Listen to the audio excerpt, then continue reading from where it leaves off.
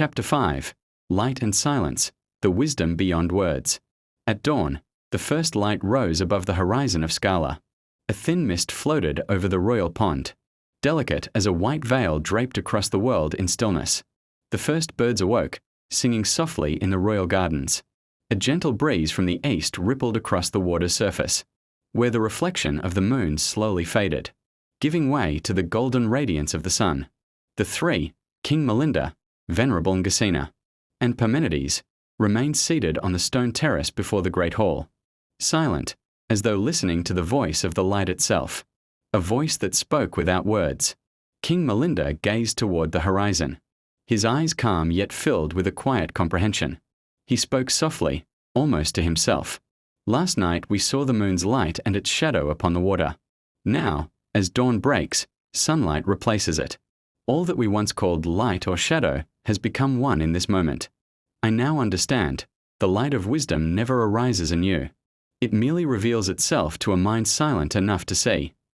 Parmenides lifted his face toward the sky. The sunlight touched his aged features gently. The eyes that had long been filled with reason and analysis now gleamed with tenderness. Slowly, he said, "All my life, I sought truth through logic, questions, and thought. I believed truth lay in what does not change. But now I see, the unchanging is not apart from change. It is the stillness that allows all things to move naturally without disturbance. Light never fights darkness. It merely appears, and darkness retreats on its own." Ngasina placed his palms together and spoke with serene composure. True wisdom is like that. When the mind is still and ceases its grasping, it sees that truth is not far away. It dwells in every arising and every passing, like the dawn that does not come anew but only unveils itself as night withdraws. Enlightenment is not the gaining of something new, but the cessation of struggle, the simple seeing of what has always been. The king looked upon Ngasina and said, "Your words make me realize that true wisdom is not to be acquired but uncovered. It is hidden only by the noise of our own hearts. I see now that silence is the greatest teacher of all, for when no other voice remains, truth speaks in its own tongue."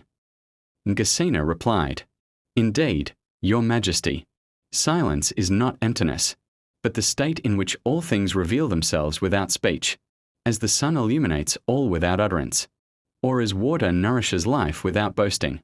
The truly wise need not explain, for their being is the explanation itself." Parmenides looked at the two with eyes full of quiet radiance and said, "At last, I see that reason and silence are not enemies but the twin wings of the same bird. Reason lifts us upward. Silence brings us home. Only when both move together can we fly freely between the sky of knowledge and the earth of truth." The king smiled serenely. "I love your metaphor, my friend. The bird of wisdom is truly beautiful. It does not seek direction, but glides in the boundless space where there is neither beginning nor end. Like light, which does not ask from where it shines, but simply shines." Ngasina added softly, "Light never questions the meaning of shining, just as true wisdom never questions the meaning of knowing. For when one asks, silence dissolves, and when silence returns, wisdom reveals itself again." The three sat quietly, watching as the first full light of morning spread over the horizon. Birds sang in the royal gardens, yet within each of their hearts, a deep stillness reigned, as if time itself had paused. In that stillness, no words were needed.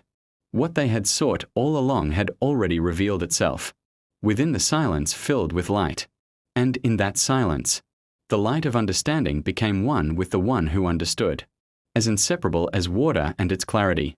Thus, wisdom did not dwell in answers, but in the seeing that all answers and all questions fade away, into the same luminous silence. To be continued in Chapter 6, The Confluence of Two Lights, the One Truth.